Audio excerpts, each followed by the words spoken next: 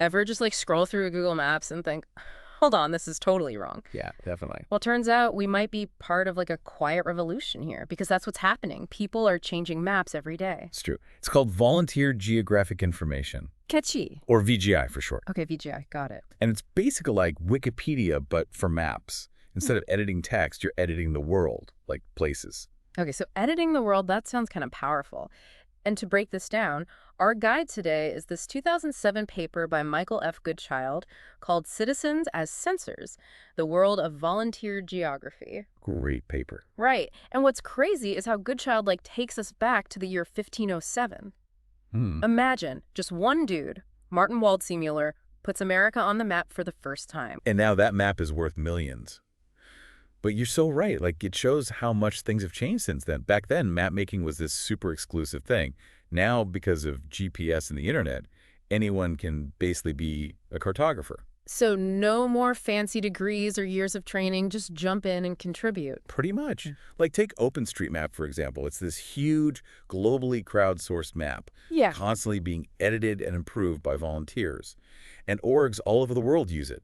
It's like we can redraw the world, literally, with our phones. Imagine if that old cartographer dude can see us now, just adding that little shortcut through the park or updating the hours for a business. Exactly. Or think about all the times you've looked up a restaurant online. You go straight to the pictures. Time. Those geotag photos, probably taken by people like you and me, that's VGI. Wait, really? So you're telling me, just by snapping a pic, I'm, adding to this giant evolving map of the world? We are. It's wild. Yeah. Leaving digital breadcrumbs for everyone. But the really interesting part is why people do this. Yeah, that's what I was wondering. Because it's not like there's a paycheck waiting at the end, right? No, definitely not. Goodchild says it's a lot of things. Like that feeling you get when you volunteer for something? Like you're part of something bigger? Exactly. Contributing to the common good. Except here, the end result is a crazy, accurate map of, well, everything. So it's like a digital community effort. Totally. And then you have those who just want to make sure things are right. They know their city way better than some satellite. It's like that need to set the record straight, Yeah. Especially now when everyone's relying on accurate location data. But doesn't that make you wonder, with all these people contributing, how do we know it's actually right? What about mistakes or even, fake information? Oh, absolutely. That's a really important point. Goodchild talks about this thing called the digital divide. Okay, digital divide. What's that? Basically, it means not everyone has the same access to technology or even the know-how to contribute. Ah, so it's not a level playing field when it comes to who gets to shape the map. Exactly. Someone in a remote area with limited internet, they're not going to be able to contribute as easily as someone in a big city, so their perspective might be missing. And I guess that could even lead to certain places being less detailed or even misrepresented. Totally. And then there's the potential for what you might call creative cartography. Someone decides to have a little fun and mark a fake park on the map. Oh, you mean like a digital brigadoon or something popping up out of nowhere? Right. Or what if someone has something a little more malicious in mind? Okay, no, that's kind of scary. So even with citizen mapping, we still got to be careful about what we believe, right? Always. Yeah. We can't just trust everything we see online, Right. which, let's be honest, is good advice in general these days. Sorry that. But it makes you think about the whole idea of authority, right? Yeah. We tend to trust the big guys, the official sources, but even they mess up sometimes. I guess no one's perfect. Right. And that's where it gets interesting, because Goodchild talks about this thing he calls the Google Earth effect. Google Earth effect. Okay, you're going to have to explain that one. So remember, this paper was written back in 2007 when Google Earth was still pretty new. Oh, yeah, Google Earth. I remember thinking it was the coolest thing ever. You could zoom in on your own house. It was amazing. Totally.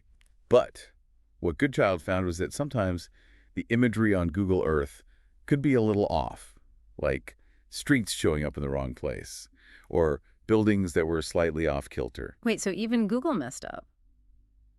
Happens to the best of us, right? I guess so. So wait, what does that have to do with this Google Earth effect? Well, here's the thing.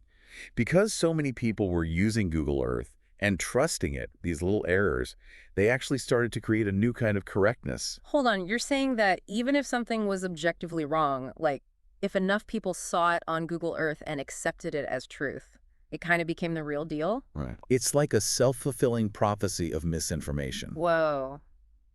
That's kind of freaky when you think about it. It really is. It shows how much we rely on these digital tools, Hmm. even when they might have flaws. Right. It's like we're so used to trusting technology to get us places, give us information, even just to satisfy our curiosity that we kind of forget it's not perfect. We do. Yeah. And I think that's an important thing to remember.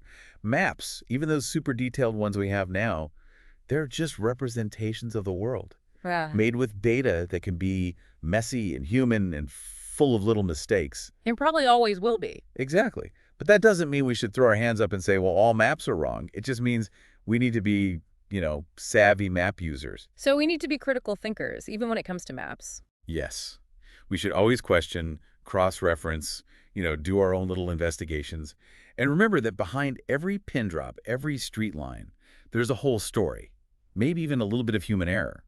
Or, a digital brigadoon. But hey, at least now we know. And maybe that's a good thing, right?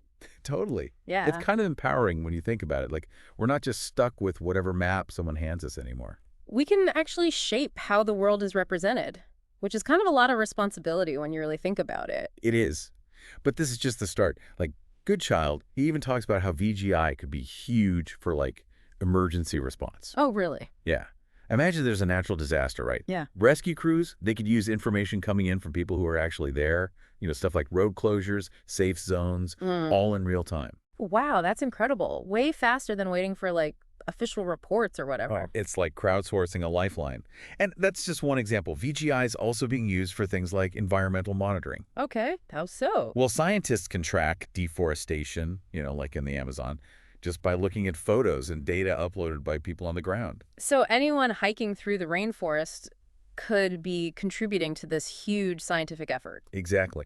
Or think about urban planners using VGI to design better cities.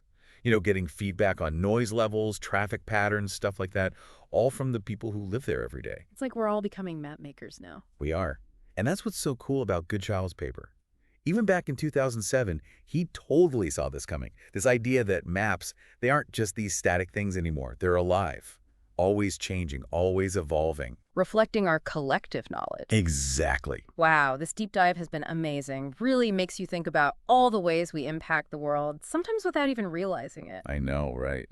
So to everyone listening, next time you open up Google Maps or whatever app you use, take a second to think about all the invisible hands that shaped what you're seeing. It's pretty remarkable when you think about it. It really is. And hey, you never know. Maybe you'll be the one to add the next layer to tell your part of the story. The power is in your hands. That's all the time we have for today's deep dive, but hey, keep exploring those maps and we'll see you in the next one.